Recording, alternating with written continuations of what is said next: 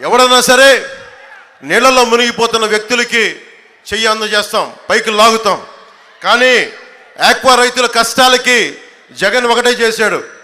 కష్టంగా ఉంది, హెల్ప్ చేయండి అంటే, సహాయం చేయండి అంటే ఓ గుదిబండ వాళ్ళు మెడక్ కట్టి ముంచేశాడు జగన్.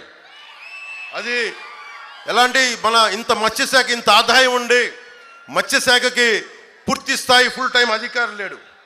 చంద్రబాబు గారి హయాంలో, తెలుగుదేశం హయాంలో కనీసం 150 రూపాయల యూనిట్కి, మనకి ₹1.50 యూనిట్కి ఉన్న కరెంటు ధరని ఇందాక చెప్పిన గుదిబండ జగన్ చేసింది ఏంటంటే ₹5 వరకు పెంచి ఆక్వా రైతుని సంపూర్ణంగా నష్టాల్లోకి పంపించేశాడు.